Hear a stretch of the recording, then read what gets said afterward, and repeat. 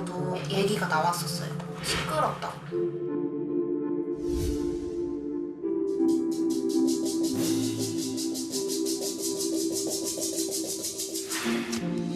자꾸 이렇게 긁다 보니까 정신병이지 않을까라는 생각도 든다는 소견이 있더라고요. 안 해본 치료가 없을 정도로 모든 치료는 다 했었던 것 같아요. 5년째 계속된 원인 모를 가려움과의 싸움. 네카라를 벗을 수만 있으면 더 이상의 바라는 건 없을 것 같아요. 과연 녀석은 지독한 가려움으로부터 벗어날 수 있을까요? 문제의 집을 찾은 제작진.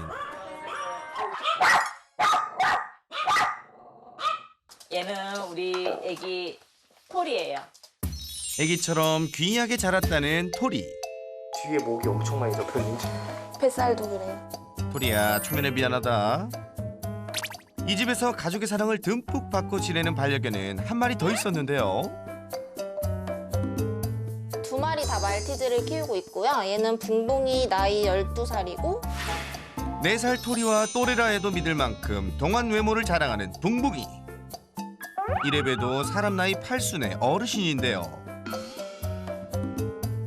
나이 차 많은 두 반려견과 함께 사는 가족의 고민은 무엇일지 이들의 일상을 함께 살펴볼까요?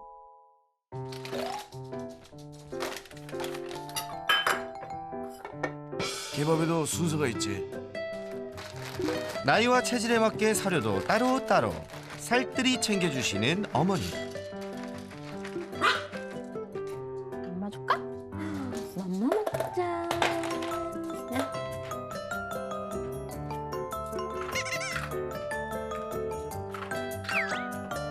밥도 사이좋게 잘 먹는 녀석들. 서로 나이 차이는 있지만 둘 사이에 큰 문제는 없어 보이는데요.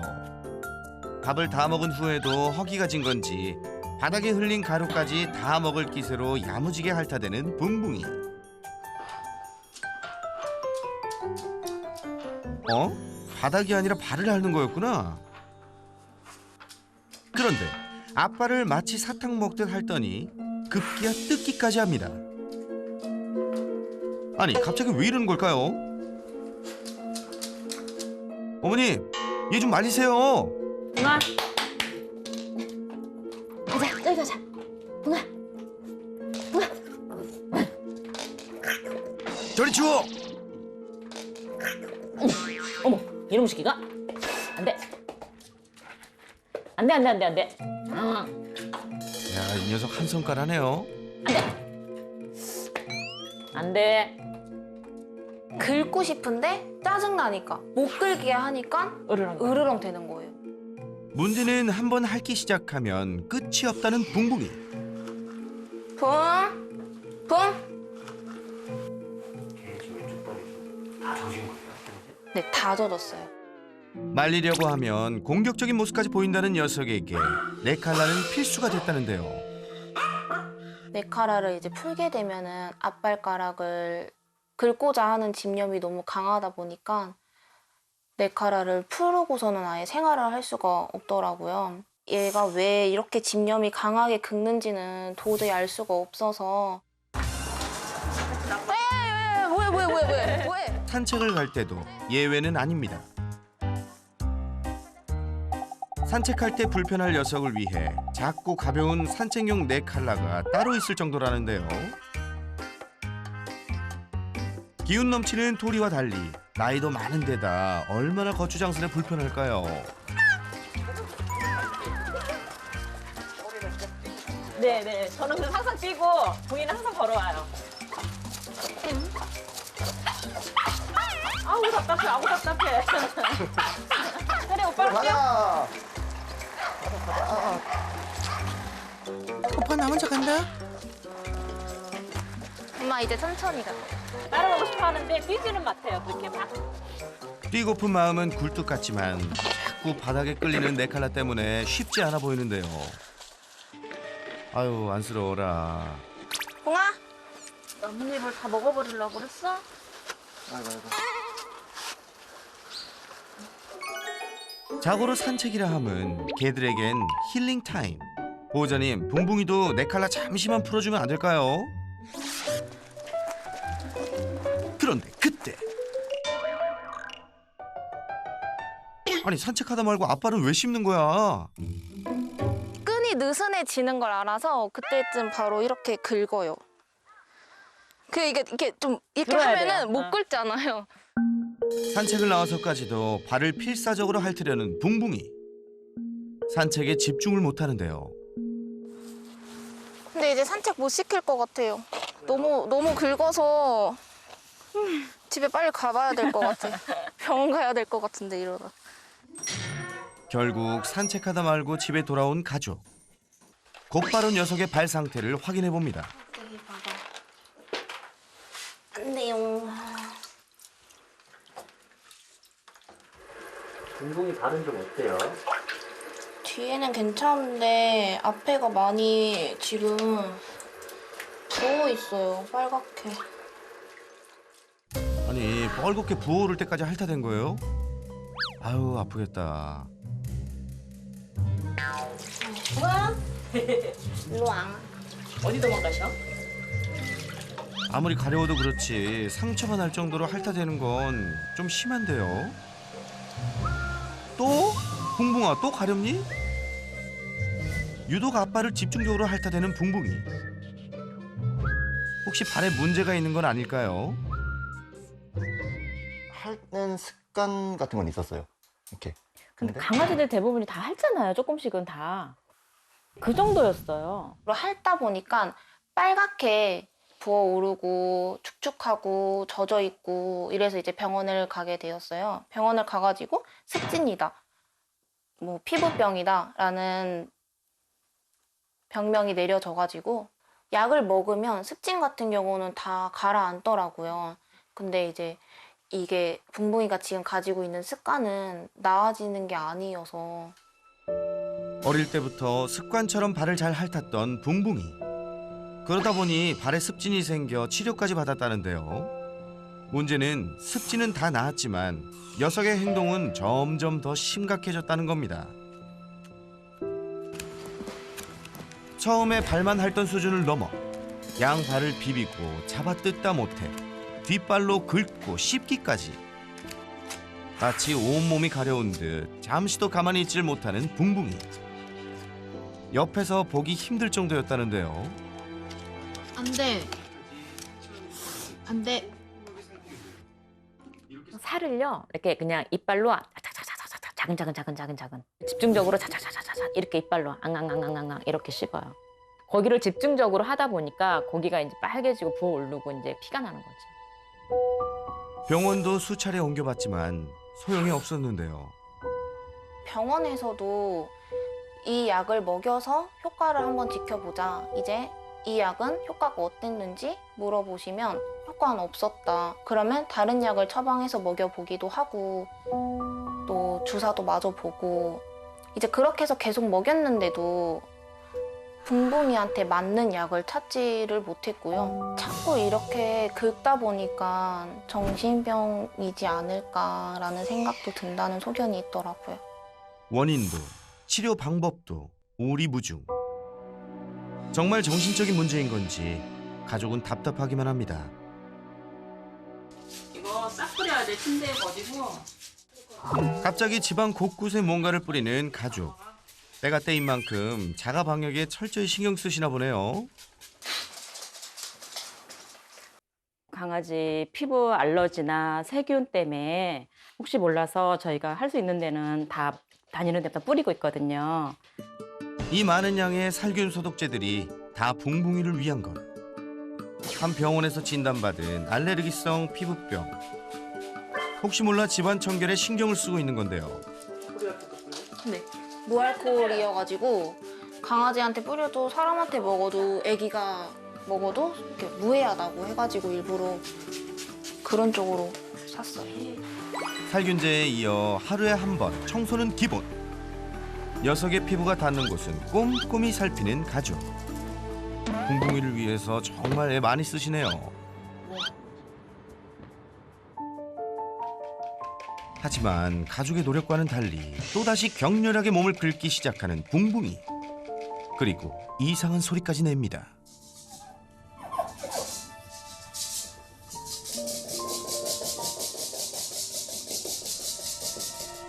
그렇게 한참을 원인 모를 가려움과 싸우는 녀석. 심지어 모두가 잠든 밤에도 가려움에 잠을 이루지 못하는데요. 원인이라도 알면 좋으련만 얼마나 괴로울까요? 아, 마음이 짠합니다. 짠해요. 간밤에 한숨도 편히 못 잤을 붕붕이. 붕아. 그래서인지 오늘따라 더 예민한 것 같은데요. 얘 이거를 해서 더 예민한 것 같아요. 네카라 해가지고. 예. 안 하면은 발을 긁으면 집중하니까 딴 거 눈에 안 들어오는데 이걸 채우니까 이제 자기 모든 게 다 자기 신경에 거슬리는 거죠.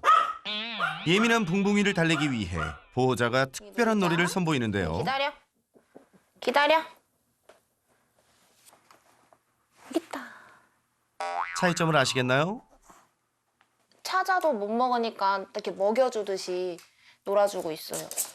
먹지를 못하는 모습을 보니까 이렇게 먹여줘야 되거든요. 이렇게라도 스트레스를 덜었음 하는 마음에 보호자가 직접 생각해낸 방법인데요. 그렇지. 즐거워하는 것 같나요? 이것 때문에 안 되지. 결국 네칼라를 풀고 놀아봅니다. 옳지. 찾아.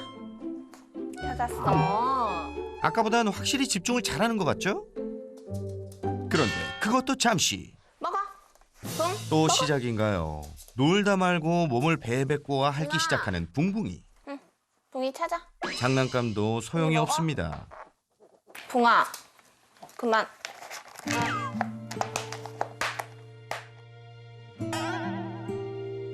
마음껏 놀지도 못하는 붕붕이와 달리 토리는 놀이에 푹 빠졌는데요.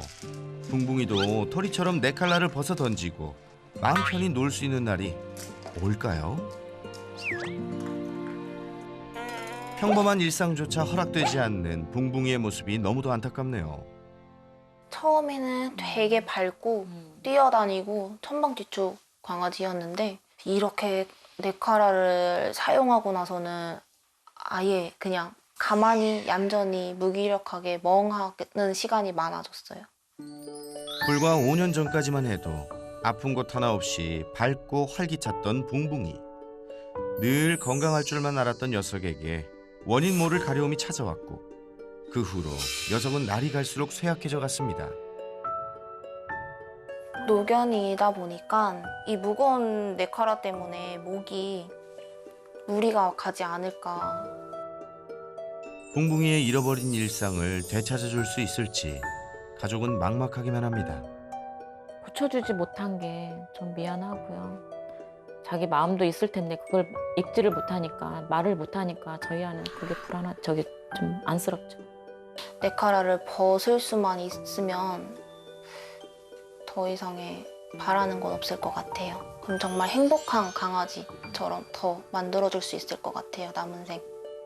과연 가족의 바람은 이루어질 수 있을까요? 가려워서 너무 가려워서 시도 때도 없이 자신의 몸을 핥고 씹어대는 붕붕이. 그로 인해 녀석의 몸은 성할 날이 없는데요. 벌써 5년째 이어지고 있는 원인 불명의 가려움. 그 수수께끼를 속 시원히 풀어줄 사람 함께 불러볼까요? 예리한 관찰력과 스마트한 브레인, 국내 최초 수의사이자 반려견 행동 교정 트레이너. 그래서 우리는 그를 이렇게 부른다. 트레이너 설채현. 천만 반려인의 고민 해결을 위해 그가 지금 달려갑니다. 아, 안녕하세요. 아이고, 여기까지 나왔어. 들어가자. 가자. 알았어. 두 아이나 있네요? 네. 아이고, 너네 짖는 소리 바깥에서도 들리더라, 야. 어? 이 친구가 붕붕인 거죠? 네. 그러면은 붕붕이 몸에 큰 이 네칼라를 5년 이상, 네네네. 5년 정도 계속 하고 있었던 거예요? 네네네. 너도 엄청 힘들었겠다. 쌤, 붕붕이 잘 부탁드려요. 5년 동안 네칼라를 하고 있었던 건 바로 붕붕이의 문제 행동 때문. 밥 먹다가도 가려운 것이 있으면 계속 핥곤 했는데요. 하루에 한 5번, 조금 많아도 10번 정도라면 정상적인 그냥 할 수 있는 정도의 긁음이라고 볼 수 있어요. 아이고 하루에 10번이 뭡니까? 봉봉이는 시도 때도 없이 가려워서 핥고 긁고 했어요. 네 칼라도 소용없을 정도였죠. 심하구나. 발이 안 닿는데도 그쵸. 네, 그걸 해요. 얼마나 힘들면 저러겠어요. 코끼리 아저씨는 코가 손이고 개들은 입이 손이다. 근데 저렇게 얼굴을 막는다는 것 자체는 사람으로 보면 손을 못 쓰게 한 거예요. 손가락이 없는. 우리가 뭘 못 하잖아요. 그런 면에서 붕붕이도 상당히 스트레스를 받고 있을 거예요. 이게 5년이면 정말 긴 시간인데. 산책할 때도 네 칼라를 착용해야 했던 붕붕이. 밖에서도 가려운지 산책조차 즐기지 못하는 모습이 더욱 안타까웠는데요. 와, 밖에서도 그러는 거예요? 나도 이제 슬슬 걱정이 되기 시작하네. 설쌤, 어렵지만 속 시원하게 알려주실 거죠? 제일 중요한 건 의학적 문제냐, 행동학적 문제냐예요. 내 반려견이 집착적으로 몸을 핥고 가려워한다면 모두 주목! 새나게 공식 명의, 설채연 수의사의 명쾌하고 시원한 처방전 지금 내려드립니다. 가장 먼저 자기 몸을 핥고 계속 이렇게 씹고 간지러워할 때는 상처 아니면 우리가 피부 병변이라고 하죠. 세균이나 이런 것들이 감염이 돼서 피부에 문제가 있지 않은지 이래도 똑같이 가려워할 수 있거든요. 반려견이 가려워할 때 가장 먼저 확인해야 할 3가지. 하나씩 차근차근 살펴볼까요?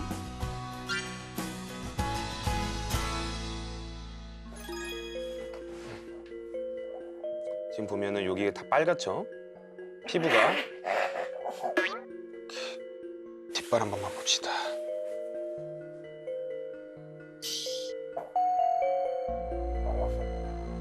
앞발이 훨씬 심하구나. 귀 한 번만 보자. 선생님, 봉봉이 어떤 상태인가요? 상처나 이런 건 없어요. 예? 그럼 왜 빨갛죠? 혹시 강박 행동인가요? 만약에 강박 행동으로 계속 하는 거였으면 귀나 얼굴은 멀쩡해야 돼요. 발만 네. 그래야 되는 거지. 의학적 용어로 말하자면 발적이 있죠. 발적. 빨갛게 달아오른 거. 귀와 발 사이에 발적이 있고요. 얼굴도 막 긁으려고 하고요. 앞발, 뒷발 다 영향받고 있고.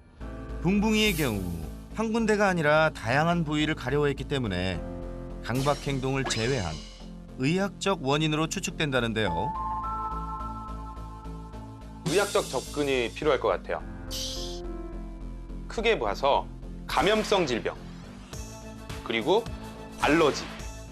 감염성 질병에는 외부 기생충이 있을 수 있고, 그다음에 세균이나 곰팡이 같은 것에 감염이 될 수 있고요. 감염성이요? 근데 감염성 질병으로는 안 보여요. 세균, 곰팡이 같은 경우에는 더 자세히 확인을 해보면 좋겠지만 지금 피부 병변상으로 봤을 때는 가능성이 되게 떨어져요. 그리고 외부 기생충, 한 달에 한 번씩 사상충, 외부 기생충 네. 같이 해주고 계시죠? 네. 그럼 이것도 아니, 아니에요. 붕붕이의 가려움증 원인. 설쌤의 진단 결과 일단 감염성 피부병은 패스. 이제 남은 건 단 하나. 알러지성 질병일 가능성이 되게 높은 거죠. 알레르기요? 또 알러지성 질병일 때 우리가 2개가 있어요. 음식 알러지, 그 다음에 아토피. 음식 알러지랑 아토피의 차이를 아세요? 몰라요. 음식. 이걸 알아야지 우리가 관리하는 데도 되게 중요한 요소거든요. 음식 알러지는 먹은 것에 대해서 내 몸이 과민 반응을 해서 피부가 염증이 생기고 가려워지는 거예요. 아토피는 우리 환경에 있는 것들이에요. 환경에 있는 것들이 내 피부에 닿았을 때 가려워지고 염증이 생기는 게 아토피예요. 근데 이 2개를 구분하는 게 되게 중요한 게 치료가 달라지거든요. 2개 다 있는 경우도 있어요. 2개 다 있는 경우도 있는데 특정 물질에 의해 피부에 이상이 생기는 것을 알레르기성 피부병이라고 하는데요. 먹어서 생기는 음식 알레르기와 타고난 피부가 예민한 아토피로 나뉩니다. 그런데 이 둘은 어떻게 구분하나요? 알러지인 것 같다. 그러면 음식 알러지냐 아토피냐 이걸 확인해야 되는데 음식 알러지는 검사해 본 적 있으세요? 근데 무슨 알러지 피 검사로 해가지고도 해보고. 거의 피 검사로 그냥 검사했던 네. 것 같아요. 근데 진짜 종류가 너무 많잖아요. 알레르기도 그렇죠. 그렇고. 네네네. 그다음에 아까 그 환경적인 것도 그렇고 이러다 보니까 듣긴 듣는데 또 말은 하는데 그게 잘 안 돼요. 정밀 검사 없이 음식 알레르기와 아토피를 구별할 수 있는 아주 쉬운 진단 방법. 지금 알려드릴게요. 음식 알러지의 가장 정확한 진단 방법이 뭐냐면 뭐죠? 저알러지 사료. 2개월 동안 다른 걸 아무것도 안 먹여보고 봤을 때 가려움이 남아있느냐 안 남아있느냐예요. 이게 그 어떤 피 검사보다도 정확한 검사 방법이에요. 대신에 아무것도 안 먹어야 돼요. 근데 제가 봤을 때 간식 안 주시고 이건 확실하죠? 그리고 가끔은 산책 나갔다가 애들이 주워 먹는 경우가 있는데 산책할 때도 네칼라 쓰죠? 그러면 못 주워 먹잖아요. 그러면 지금 몇 년 동안 테스트를 하고 있는 거예요. 그렇게 먹였는데도 가려워하면 아, 음식 알러지는 아니구나. 아토피네. 이렇게 진단이 가는 거예요. 제가 봤을 땐 심한 아토피예요. 심한 아토피. 2달간 저 알레르기 사료만 먹인 후 가려움증이 사라졌다면 음식 알레르기. 반면 계속 가려워한다면 아토피. 붕붕이는 아토피 피부염일 가능성이 높다는데요. 옮아요, 아토피도? 옮지 않아요. 이거는 유전 질병이에요. 유전이에요. 그래서 긁는데 뿌리까지 옮을까 봐 저희는. 아니요. 절대 옮지 않아요. 오, 강아지도 아토피 피부염에 걸리는군요. 그럼 강아지 아토피 피부염에 대해서 좀 더 자세히 알아볼까요? 지금 문제가 뭐냐면 아토피 있는 아이들의 특징이에요. 이게 상피층이에요. 우리 가장 겉에 있는 피부. 이걸 하나의 벽돌로 보자면 집을 지을 때 어떻게 지어야죠? 벽돌을 짓고 여기 시멘트를 잘 발라줘야죠. 그래서 여기 빈틈이 없게. 근데 아토피 있는 친구들의 피부는 그렇지 않아요. 시멘트가 헐거워요. 그러면 이 벽돌들이 어떻게 되죠? 벌어져요. 근데 이 피부는 우리가 전쟁할 때 보면 성벽이에요, 성벽. 외부에 나쁜 것들이 들어오지 못하도록 하는 1차적인 방어막인데 아토피가 있는 사람이나 개들은 이 사이가 다 벌어지니까 어떻게 되겠어요? 그 사이사이로 적군들이 막 들어와요. 그러면서 이게 면역세포랑 반응하면서 염증을 일으키게 돼요. 그리고 또 어떻게 될까요? 이 사이가 헐거워지면 어떤 문제가 생기냐면 이 안에 있는 수분이 증발해버려요. 이 사이사이로. 그래서 피부가 건조해지죠. 아토피성 피부는요, 선천적으로 약한 피부 장벽을 가지고 있어 외부로부터 피부를 보호받지 못하는데요. 그러다 보니 알레르기 유발 물질을 만나면 쉽게 가려움증 또는 피부염이 발병하게 되죠. 뿐만 아니라 피부 건조로 인한 피부병도 쉽게 발생할 수 있어 관리가 무엇보다 중요한 질환이랍니다.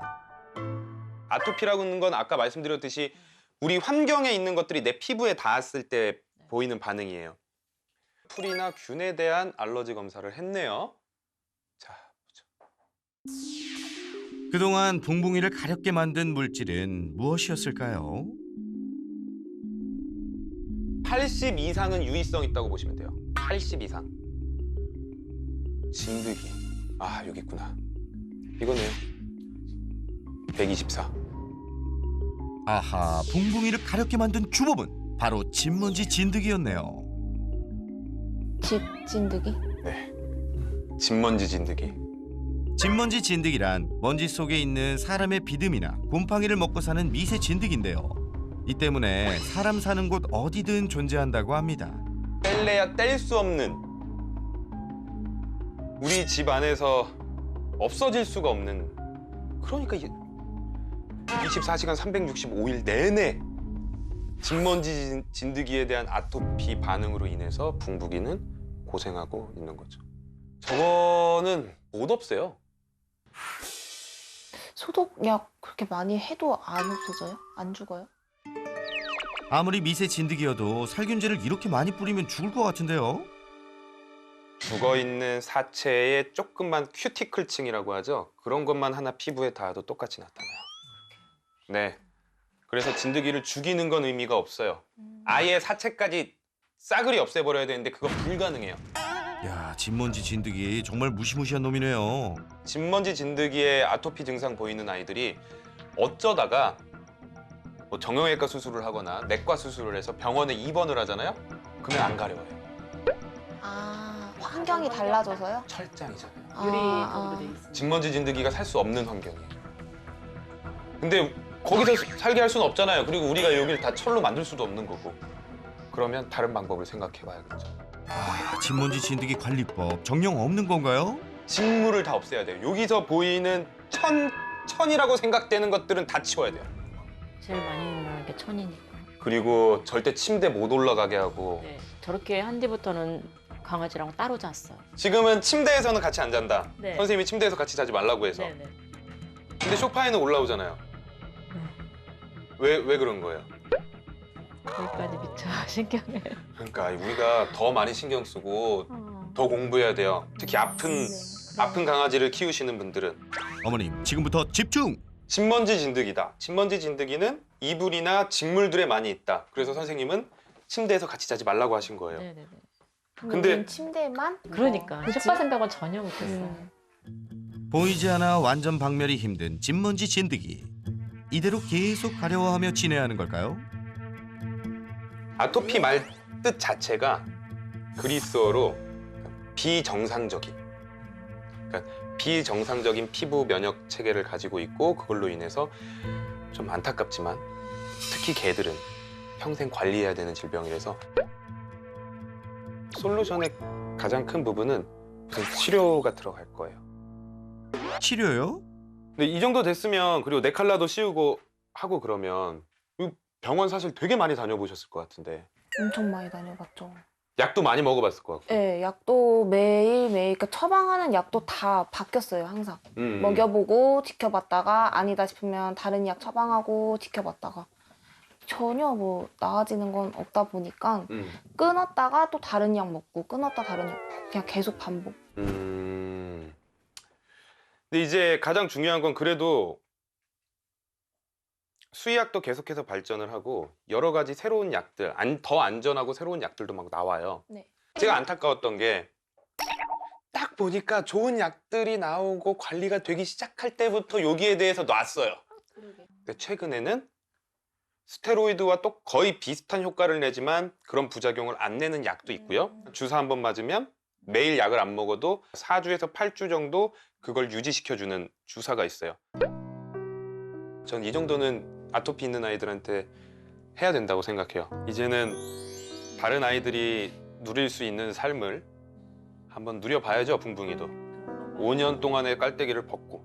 뛰어다니고 싶어. 눈물 날. 고쳐준다니까.